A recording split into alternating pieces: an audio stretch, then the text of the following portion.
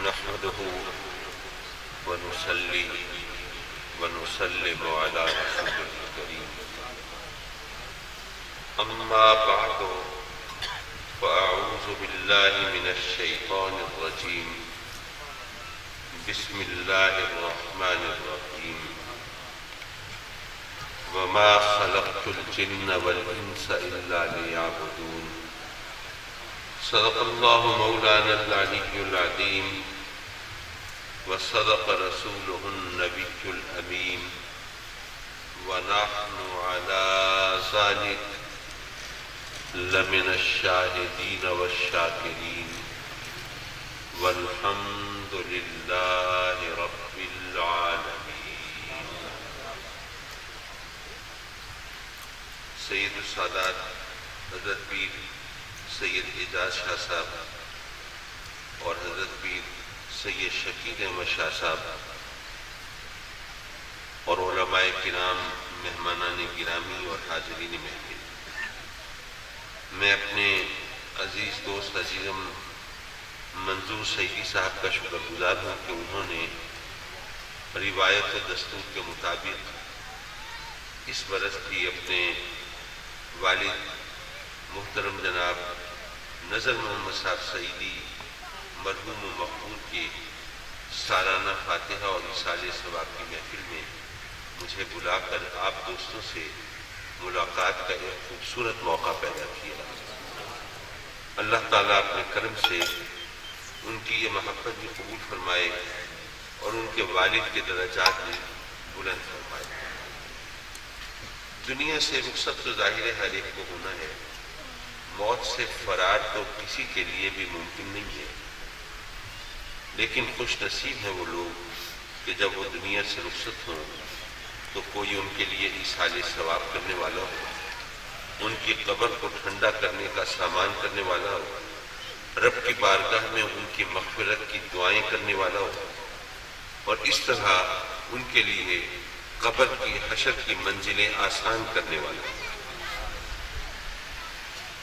ہم بھی دعا کرتے ہیں کہ مولا یہ وقت ہم پر بھی آنا ہے، موت سے فرار تو کوئی نہیں ہوتی، تو ہمارے اولاد کو، ہمارے دوستوں کو بھی یہ توفیق دینا کہ ہمارے جانے کے بعد وہ ہمارے لیے بھی کوئی ایصال ثواب کا اہتمام کر سکے. میرے آقا کریم حضور علیہ السلام نے فرمایا کہ کچھ لوگ ایسے ہوتے ہیں کہ جب وہ دنیا سے رخصت ہوتے ہیں، قبر میں جاتے ہیں تو گناہوں کے انبار تلے گویا دفن ہوئے ہوتے ہیں، لیکن جب وہ قبروں سے اٹھائے جائیں گے تو اس وقت ان کے گناہ ختم ہو چکے ہوں گے اور ان کے ساتھ نیکیوں کی کثرت ہوگی.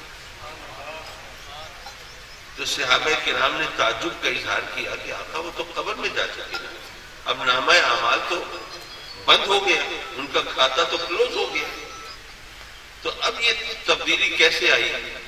تو فرمایا کہ ان کے پیچھے جو لوگ ان کو ثواب بخشتے رہے، ان کے لیے کلام پڑھ کے یا لنگر چلا کے وہ ان کی خدمت کرتے رہے اور اس طرح ان کے لیے رب کی بارگاہ میں مغفرت کی دعائیں کرتے رہے، تو یہ ان کا صلہ ہے کہ جس کے صلے میں رب کائنات نے اپنے کرم سے وہ ان کی خطاؤں کو بخش دیا اور ان کے نامہ اعمال میں نیکیاں ڈال دیں، اور اس طرح ان کی یہ آخرت کی منزل، قبر کی منزل آسان ہو.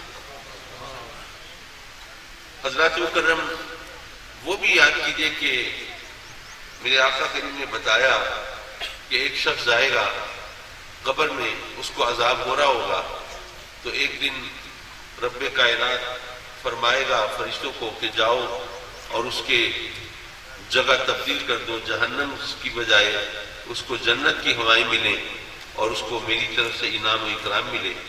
تو فرشتے عرض کریں گے کہ مولا کوئی اس کا کوئی ایسا کارنامہ تو سامنے نہیں آیا، اور ظاہر ہے کہ تجھ سے پہلے بھی کچھ چھپا ہوا نہیں تھا، تم یہ تبدیلی کیوں؟ تو رب کائنات فرمائے گا کہ دراصل ایسا ہے کہ جب یہ دنیا سے رخصت ہوا تو اس کا ایک شیر خوار نامولود بچہ تھا. اب وہ بچہ تھوڑا بڑا ہوا اور آج اس کی ماں نے اس کو مسجد میں بھیجا ہے قرآن پڑھنے کے لیے، تو اس نے وہاں جا کر قرآن شروع کیا ہے اور بسم اللہ پڑھی ہے اور اس نے میرے رحمان و رحیم ہونے کا اقرار و اعلان کیا ہے، تو مجھے وہ بچہ جو میرے رحمان و رحیم ہونے کا اعلان کر رہا ہے اس کے باپ کو عذاب دیتے ہوئے حیات دی۔ تو یہ دراصل رب کائنات رحمان و رحیم ہے نا، تو وہ اپنے بندوں کو بخشنے کے بہانے تخلیق فرما دیتا ہے۔ یہ وہ کرم فرماتا ہے، ہم نافرمان، ہم گناہگار، ہم خطاکار، لیکن وہ ہماری خطاؤں کے باوجود ہمارے لیے اپنی رحمتوں کے دروازے کھولتا ہے۔ بلکہ اس بات کو ایک اور انداز سے سمجھیے، دیکھیے ہم نیکی کریں تو نیکی تو جو کی سو کی، اور ہم ماشاءاللہ ہماری زندگی اگر ہم اپنے اس پر نظر ڈالیں تو اس میں نیکی کے لیے ہم کتنا وقت نکالتے ہیں یہ بھی غور کر لیجیے۔ لیکن ہمیں ایک بات تو قرآن نے یہ بتا دی کہ کوئی بندہ نیکی کرتا ہے تو رب کائنات اپنے کرم سے اس کی نیکی کو 10 گنا ویسے ہی کر دیتا ہے۔ نیکی ایک کرتا ہے، ثواب اسے 10 نیکیوں کا ملتا ہے، یعنی 10 گنا تو ویسے ہی ملٹیپلائی ہو گئے، 10 سے ضرب دے دیا۔ لیکن اس کے علاوہ آپ دیکھیے، ہم نے نماز فرض ہے، نماز کو پڑھنی ہے، اور ظاہر ہے جو نماز نہیں پڑھتا وہ کیا خاک مسلمان ہے۔ تو نماز ہمیں پڑھنی ہے، لیکن نماز پڑھنے کے لیے ہمیں وضو کرنا ہے، تو وہ نماز کی ضرورت ہے، وہ ہمیں کرنا ہی کرنا ہے۔ لیکن اس کا کرم دیکھیے، اس نے وضو کو ہمارے لیے علیحدہ عبادت قرار دے دیا۔ وضو کرو گے تو اس کا ثواب علیحدہ ملے گا، اور پھر میں وضو کی تفصیل میں جاؤں گا کہ اس کے اندر اگر سنتوں کا خیال رکھو گے تو اس کا کس طرح اجر ملے گا، وہ تو بات اور پھیل جائے گی، بڑھ جائے گی۔ پھر نماز پڑھنے کے لیے وضو کر کے آپ مسجد کی طرف چلیں گے تو ہر قدم پہ ثواب علیحدہ مل جائے گا۔ پھر مسجد کے اندر داخل ہوتے ہوئے ذرا آپ نے سنت طریقہ اختیار کیا، پہلے دایاں پاؤں رکھا اور رب کائنات نے اس کا علیحدہ ثواب رکھ دیا۔ پھر آپ مسجد میں داخل ہوئے تو آپ وہاں پہ بیٹھ کے آپ نے وہ اذان سنی، اذان سننے کا ثواب علیحدہ، اور پھر اس کا سنت کے مطابق جواب دینے کا ثواب علیحدہ عطا فرما دیا۔ پھر آپ نے بیٹھ کے انتظار کیا جماعت کا، وہ انتظار کا ہر لمحہ آپ کے ثواب میں اضافہ کر رہا ہے۔ پھر اقامت ہوئی، وہ اس کا ثواب علیحدہ۔ پھر آپ نے نماز شروع کی تو تکبیر تحریمہ کا ثواب علیحدہ۔ اور جب آپ نے نماز پڑھ لی، ظاہر نماز کا ثواب تو اپنی جگہ ہے ہی، اور پھر جب آپ باہر نکلے اور باہر نکلتے ہوئے آپ نے وہی سنت طریقوں کو اپنایا تو اس کا ثواب علیحدہ مل گیا۔ اب ذرا غور کیجئے کہ نیکی تو ایک تھی نا، نماز پڑھنا، اس ایک نیکی کو رب کائنات نے کس طرح بڑھا دیا، اس کو ملٹیپلائی کر دیا، بڑھا دیا۔ تو رب کائنات اپنے کرم سے اپنے بندوں کو اپنی رحمتوں سے نوازنے کے بہانے پیدا فرما دیتا ہے۔ حضرات مکرم، جبکہ اس کے مقابلے میں اگر کوئی برائی کرتا ہے، گناہ کرتا ہے، تو وہ بڑھتا نہیں ہے، وہ ملٹیپلائی نہیں ہوتا، وہ جو گناہ کیا ہے وہ اتنا ہی ہے۔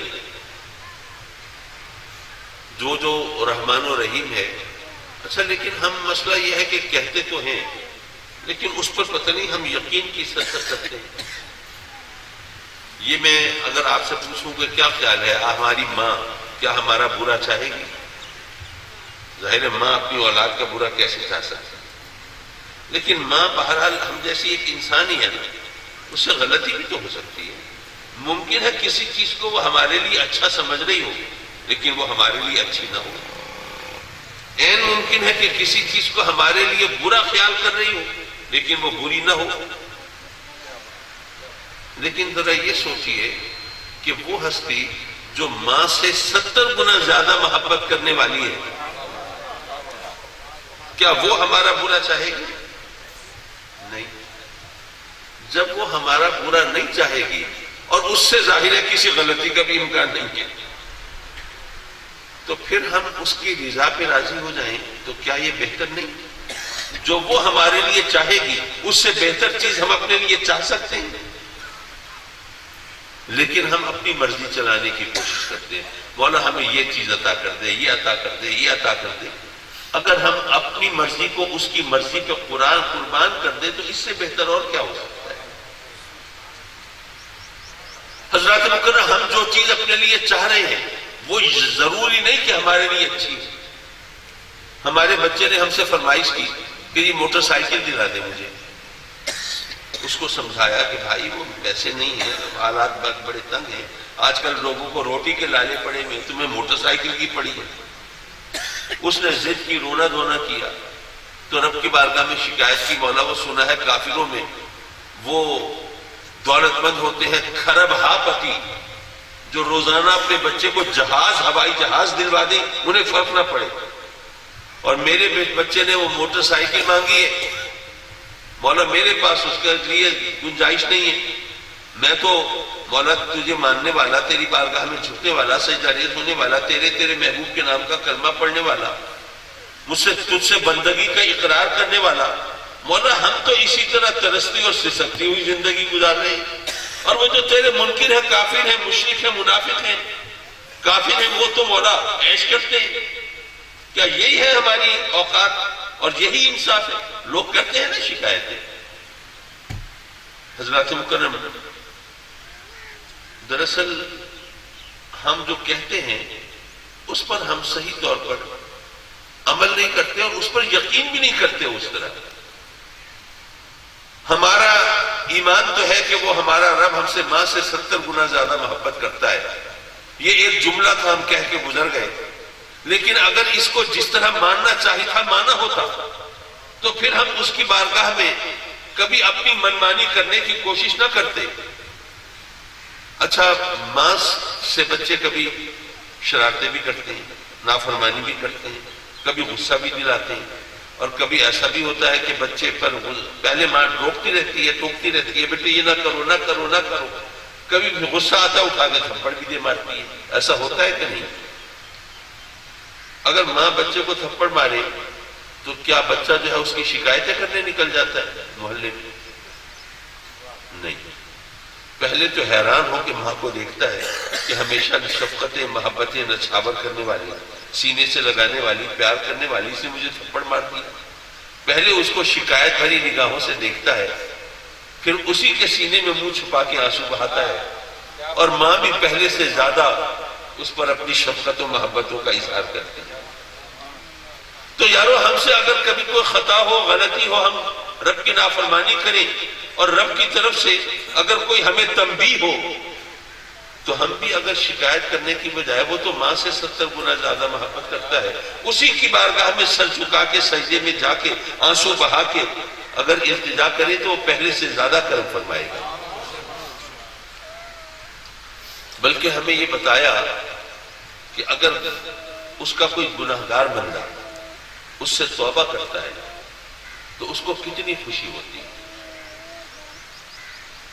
آقا کریم صلی اللہ علیہ وسلم نے اس کے لیے ایک مثال عطا فرمائی، کیونکہ محض اتنا کہہ دینا وہ بہت خوش ہوتا ہے، اس سے شاید ہم اس طرح نہ سمجھتے جس طرح اس مثال سے سمجھے. مثال کیا تھی؟ فرمایا کہ اگر تم کسی ریگزار میں، صحرا میں، ریگستان میں سفر کے لیے نکلو تو تم ایک گھوڑے پہ سوار ہوئے، تمہارے پاس جو بھی سفر کے لیے سامان ہے وہ تم نے اس گھوڑے پہ لاد دیا، یا اونٹ پہ سوار ہوئے، تو تمہارا پانی ہے، خوراک ہے، ساز و سامان ہے، وہ اونٹ پہ لاد دیا، تم نکل کھڑے ہوئے. راستے میں کہیں تم رکے، تمہاری آنکھ لگ گئی، آنکھ کھلی تو دیکھا کہ اونٹ غائب ہے، تو تم نے کہا اونٹ کہاں جا سکتا ہے، یہیں کہیں موقع بھی مل جائے گا. اٹھ کے ادھر ادھر دیکھا، اونٹ نظر نہیں آیا، تو تم نے کہا اچھا میں ذرا کسی ٹیلے پہ چڑھ کے دیکھتا ہوں، دور تک نگاہ جائے گی تو نظر آ جائے گا. اب ایک طرف گئے، ٹیلے پہ چڑھے، دیکھتے رہے، نظر نہیں آیا. اب ذرا تھوڑے سے پریشان ہوئے، کہنے لگے اچھا ادھر نہیں ہے، دوسری طرف جا کے دیکھتا ہوں. دوسری طرف بھاگے جناب، ٹیلے پہ چڑھ کے دیکھے، اب وہاں سے دیکھا، وہاں سے بھی اونٹ نہیں.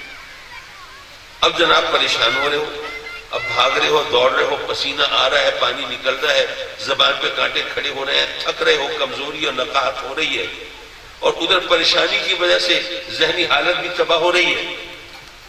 اب بھاگ دوڑ کرتے کرتے تھک کے چور ہو گئے، پسینہ نکل گیا جناب، زبان پہ کانٹے کھڑے ہو گئے، اور کہیں اونٹ دور دور تک دکھائی نہیں دیتا. اب ایسے میں ظاہر ہے کہ کچھ نہیں سوچ رہا، اور پھر سوائے اس کے کہ اب اس تھک ہار کے پڑے ہوئے ہو اور جناب اٹھنے کی شکت نہیں ہے، قدم اٹھانے کی ہمت نہیں ہے، اور اس وقت سوچ رہے ہو کہ یار اس طرح بھوکا پیاسا یہاں پہ ایڑیاں رگڑ رگڑ کے مرنا یہ تو بہت بڑی اذیت ہے، لیکن اب کیا کریں، اب ملک الموت کا انتظار ہی کرنا ہے، اور کیا کر سکتے ہیں. اس وقت غشی کی کیفیت میں پڑے ہوئے ہو اور تم پر مایوسی طاری ہے اور موت کے انتظار میں ہو.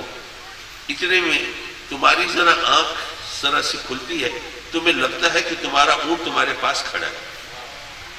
پہلے تو اس کو اپنا فریب نظر سمجھتے ہو یا آنکھ کا دھوکہ ہے. میں اب تک اونٹ تلاش کرتا رہا نا، تو اب وہ میرے خواہشات نے وہ اونٹ کی شکل اختیار کر لی ہے، مجھے یہ میری آنکھیں دھوکہ دے رہی ہیں. اونٹ کہاں ہونا ہے، یہ ویسے مجھے نظر آ رہا ہے. لیکن ذرا تجسس تو ہوتا ہے نا، آنکھیں مل کے ذرا پھر دیکھا تو دیکھا کہ اونٹ تو ویسے ہی ہے. اب ذرا خیال آیا کہ نہیں یار واقعی لگتا ہے اونٹ ہو گیا ہے. تو اگرچہ کمزوری اور نقاہت انتہا کی تھی اور پیاس اور بھوک نے جان نکالی ہوئی تھی، لیکن پھر بھی فوراً وہ اچھل کے کھڑے ہو گئے اور جناب وہ اونٹ کو ہاتھ لگایا، اس کی نکیل پکڑی. جب وہ ہاتھ لگانے سے بھی غائب نہیں ہوا اور اس کی نکیل ہاتھ میں آ گئی، اب تو یقین ہو گیا کہ اونٹ مل گیا.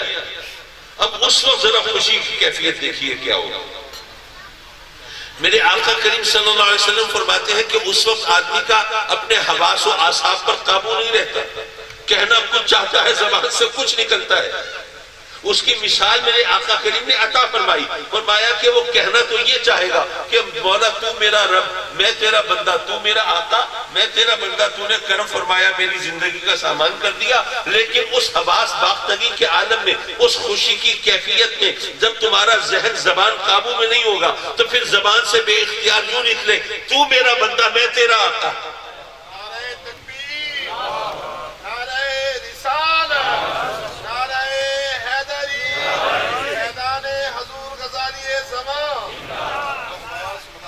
تو میرا بندہ، میں تیرا آقا. اب ظاہر ہے وہ کہنا نہیں چاہتا، یہ تو اس کا ہذیان ہے، یہ تو اس کی حواس باختگی کی کیفیت ہے. یعنی وہ اتنا اپنے آپ سے وہ ہو گیا ہے، خوشی سے اتنا کیا کہتے ہیں اپنی بولی میں باولا ہو گیا ہے کہ اب وہ کچھ دماغ اس کے قابو میں نہیں رہا کہ وہ اس طرح کہنا کچھ چاہتا ہے اور کہتا کچھ ہے.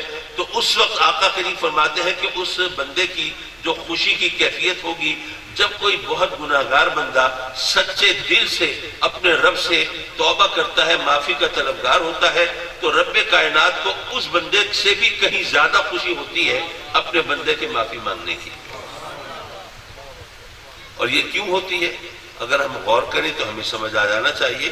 اگر ہمارا بچہ معاذ اللہ کوئی غلط راستے پہ چل پڑے اور پھر وہ توبہ طائب ہو، ہمیں کتنی خوشی ہوگی. اور جو ماں سے 70 گنا زیادہ محبت کرتا ہو، پھر جس سے وہ محبت کر رہا ہے وہ اس طرح توبہ کر رہا ہے اپنے گناہوں سے، پھر اس کی خوشی کی کیفیت کیا ہوگی. حضرات مکرم، پھر ہمیں ایک بات اور بھی بتائی.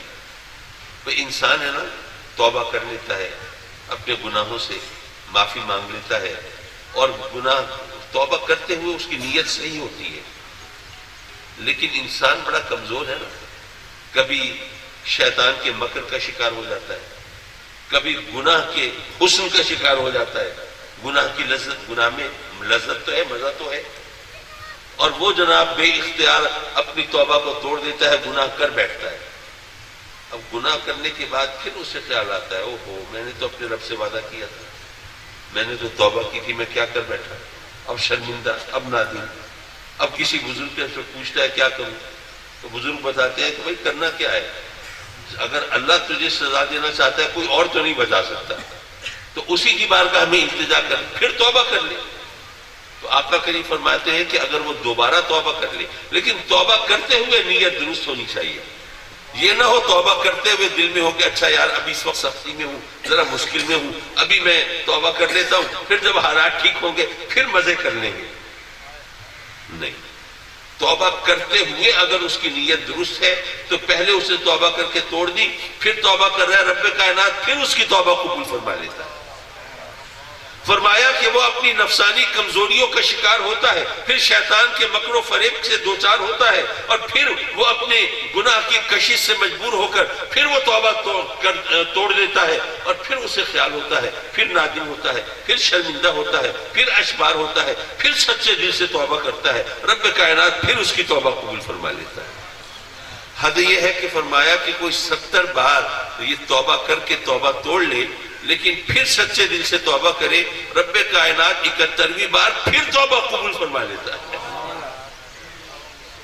یعنی یہ ہمارے لیے راستہ اس نے کھلا رکھا ہے، راستہ بند نہیں کر دیا کہ نہیں تو مذاق بنایا ہوا ہے توبہ کو، توبہ کرتا ہے توڑ دیتا ہے۔ اس طرح تو والدین بھی نہیں کرتے، ان کے سامنے بھی اگر بچہ جو ہے اس طرح بار بار کرے تو وہ کہتے ہیں نہیں اب تو تجھے ضرور سزا مل کے رہے گی، لیکن وہ چونکہ ماں سے 70 گنا زیادہ محبت فرماتا ہے نا، تو اس طرح وہ کرم فرماتا ہے۔ بلکہ میرے آقا کریم کا ایک اور فرمان ہے، وہ بھی بڑا دلچسپ ہے۔ فرمایا کہ اگر سارے انسان نیک ہو، سب سیدھے سچے راستے پہ ہوں، صراط مستقیم پر ہوں، کوئی گناہ نہ کرے، کوئی برائی نہ کرے، کوئی رب کی نافرمانی نہ کرے، تو پھر رب کائنات ایک اور مخلوق ایسی پیدا فرمائے گا جو گناہ کرے، جو خطا کرے، اور پھر اس سے توبہ کی طلبگار ہو۔ علماء نے اس کی وضاحت فرمائی کہ ایسا کیوں ہے؟ تو فرمایا کہ بات یہ ہے کہ اللہ تواب ہے نا، تواب کسے کہتے ہیں؟ توبہ قبول کرنے والے۔ تو کوئی غلطی کرے گا، خطا کرے گا تو توبہ کرے گا نا، اور پھر وہ توبہ قبول فرمائے گا۔ اسی طرح وہ غفار ہے نا، غفار کسے کہتے ہیں؟ بخشنے والے۔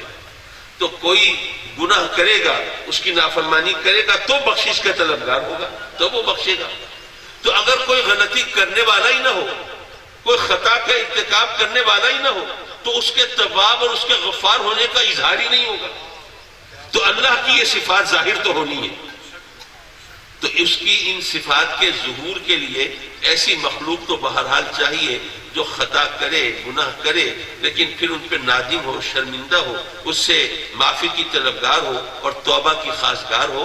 تو اس طرح رب کائنات کی شان اور اس کی عظمت ظاہر ہوتی ہے۔ حضرات مکرم، ہم لوگوں سے ایک اور بڑی غلطی ہوتی ہے، ذرا اس کی نشاندہی کرتا چلو۔ بے شک جب وہ اس طرح ہماری توبہ قبول فرماتا ہو تو ہمارا دل بڑا ہو جانا چاہیے اور اس سے لو لگانے میں ہم آگے بڑھ جانے چاہیے، بالکل ٹھیک ہے۔ لیکن بعض لوگ ایسے ہوتے ہیں، وہ کہتے ہیں کہ جب اتنی اس کی طرف سے رحمت ہے تو پھر ہمیں خطاؤں سے ڈرنے کی کیا ضرورت؟ ٹھیک ہے، پھر اگر کسی کی عورت بھگا لی، اگر کسی کی رقم دبا لی، اگر کسی کی زمین ہتھیا لی، کیا فرق پڑتا ہے؟ توبہ کریں گے، وہ کرم فرما دیں۔ پہلی بات تو یہ ہے کہ یہ ذہن میں رکھیے کہ اللہ تبارک و تعالیٰ جو ہے، جو چیز ہم بھول جاتے ہیں نا، اس کو یاد دلانے کے لیے وہ ماں سے 70 گنا زیادہ محبت کرتا ہے نا، لیکن کیا صرف مجھ سے کرتا ہے؟ جس کا میں نے حق مارا ہے کیا اس سے نہیں کرتا؟ سوچنے کی بات ہے۔ میں نے تو یہ سوچا کہ ہاں جی وہ اتنا محبت کرتا ہے، وہ تو کرم فرماتا ہے، تو چلو ٹھیک ہے، میں اگر کسی کے ساتھ ظلم کر دوں، زیادتی کر دوں، وہ میں مجھ سے کہوں گا وہ توبہ کرنے، قبول کرنے والا، وہ مغفرت کرنے والا، وہ کرم فرمائے گا، وہ اتنی محبت کرتا ہے ماں سے 70 گنا زیادہ، تو پھر وہ معاف کر ہی دے گا۔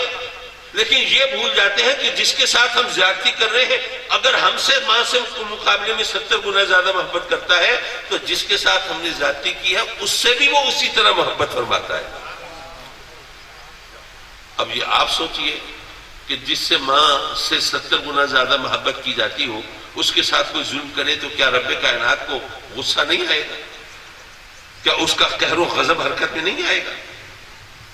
تو ہم نے صرف یہ سوچا کہ ہم سے 70 گنا زیادہ محبت کرتا ہے، یہ کیوں نہیں سوچا کہ اپنی ساری مخلوق سے اسی طرح محبت کرتا ہے؟ اسی لیے آپ نے سنا ہوگا کہ مخلوق خدا کے ساتھ اگر کوئی مہربانی کرے تو رب کائنات اور زیادہ مہربان ہوتا ہے۔ اس کی وجہ یہی ہے نا کہ مخلوق خدا سے وہ اس طرح محبت کرتا ہے، تو جب اس کی مخلوق کے ساتھ تم حسن سلوک کرو گے، اس کے ساتھ مہربانی سے پیش آؤ گے، ان کے زخموں پہ مرہم رکھو گے اور ان کے دکھ اور سکھ میں شریک رہو گے، تو وہ مائل بکرم ہوگا، اس کی رحمتیں تمہارے شامل حال ہوں گی، کیونکہ وہ اپنی ساری مخلوق سے اس طرح محبت کرتا ہے۔ حضرات مکرم، یہ تمام باتیں یہ اس طرح فاتحہ خوانی کے اور اس موقع پہ یہ نصیحت کے طور پر ضرور کرنی چاہیے تاکہ ہمارے لیے راہ عمل کھلی رہے۔ ہم لوگ جو ہیں وہ ایک مسئلہ یہ بھی ہے کہ ہمارے پاس ظاہر ہے کہ ہم سے لوگوں کا بزرگوں کی نسبت کے صدقے میں وہ محبت کا رشتہ ہوتا ہے، پھر آ کے وہ کہتے ہیں صحیح وہ بس آپ دعا کریں نا، آپ کے دعا کے صدقے میں اللہ کرم فرما دے گا اور وہ ہمیں بخش دے گا۔ اگر کسی بندے کے ساتھ کوئی زیادتی کرے تو یہ ذہن میں رکھیے کہ حقوق کی دو قسمیں ہیں، ایک حقوق اللہ ہے، ایک حقوق العباد ہے۔ جو حقوق اللہ ہے وہ اللہ کا حق ہے، وہ چاہے تو معاف کر دے، لیکن اس نے ایک بات ہمیں بتا دی ہے کہ میں باقی حق اگر چاہوں گا تو معاف کر دوں گا۔ اگر تم نے نماز نہیں پڑھی تو میں اگر چاہوں گا تو معاف کر دوں گا۔ اگر تم نے روزہ نہیں رکھا میں چاہوں گا تو معاف کر دوں گا۔ اگر تم نے میرے حق میں کوئی کمی کوتاہی کی ہو تو میں اگر چاہوں گا تو معاف کر دوں گا، لیکن اگر تم نے حقوق العباد میں میرے بندوں کے حق میں کوئی گڑبڑ کی ہوگی تو اس کی معافی میرے پاس نہیں ہے۔ ہاں، اگر وہ بندہ جس کا حق تم نے مارا ہے وہ معاف کر دے تو پھر میں بھی کر دوں گا، لیکن اگر وہ بندہ معاف نہ کرے تو پھر تو تمہیں اس کا حساب دینا ہی دینا ہے۔ حضرات مکرم، یہ بات ذہن میں رکھیے کہ حقوق العباد معاف نہیں ہوں گے جب تک وہ بندہ معاف نہ کرے جس کا حق کسی نے مارا ہے۔ اچھا، ایسا بھی تو ہو سکتا ہے نا کہ جو اللہ کے محبوب بندے ہوتے ہیں، ظاہر ہے وہ جان بوجھ کر تو کسی کا حق نہیں ماریں گے، لیکن غلط فہمی تو ہو سکتی ہے۔ کسی چیز کو میں اپنا حق سمجھ رہا ہوں اپنے خیال میں، لیکن وہ میرا حق ہے نہیں، تو میں نے اپنے خیال کے مطابق وہ حق لے لیا۔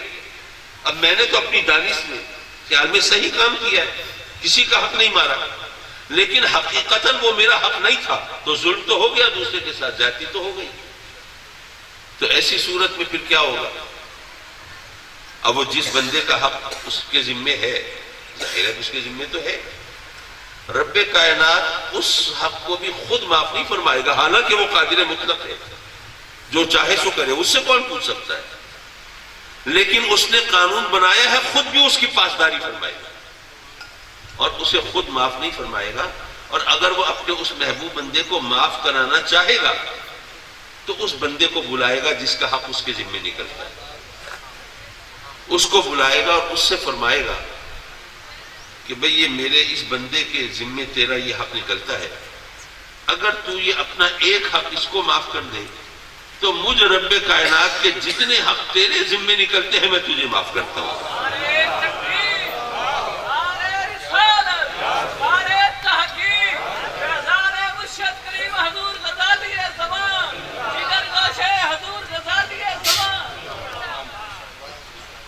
تو رب کائنات یہ فرمائے گا کہ تو یہ ایک حق اگر معاف کرتے اسے تو میرے جتنے حقوق تیرے ذمے بنتے ہیں میں تجھے معاف کرتا ہوں، تو وہ بندہ تو گویا خوشی سے ناچنے لگے گا۔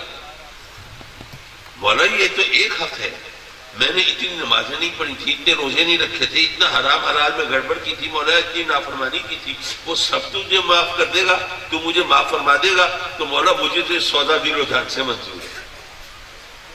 جب وہ اس سودے پہ راضی ہوگا تو پھر ادھر سے اس کا حق معاف ہو جائے گا اور ادھر سے رب کائنات اپنے حقوق اس کو معاف فرما دے گا۔ اچھا، یہاں پر ایک اور بات کا جواب بھی ملا، وہ یہ کہ ہمارا ایمان ہے نا آقا کریم صلی اللہ علیہ وسلم کی شفاعت پہ، تو اب سوال یہ پیدا ہوتا ہے کہ بھئی شفاعت پہ یقین تو ہے لیکن حقوق العباد تو معاف نہیں ہوں گے جب تک کہ بندہ معاف نہ کرے، تو پھر کیسے شفاعت کا کیا مطلب ہوگا؟ تو ایک بات تو یہ ذہن میں رکھیے کہ آقا کریم صلی اللہ علیہ وسلم کی عمومی شفاعت جو ہے وہ حقوق اللہ کے حوالے سے ہوگی کہ مولا یہ میرے امتی، یہ ان سے نافرمانیاں ہوئی ہیں، ان سے کوتاہیاں ہوئی ہیں، ان سے فرائض و واجبات میں کسریں رہ گئی ہیں، مولا تو کرم فرما دے، اپنے حقوق معاف فرما دے۔ تو حقوق العباد کے بارے میں آقا کریم عمومی شفاعت فرمائیں گے اپنے غلاموں کی جو ان کی شفاعت کی امید لگائے بیٹھے ہیں۔ اور جو جنہوں نے سرکار سے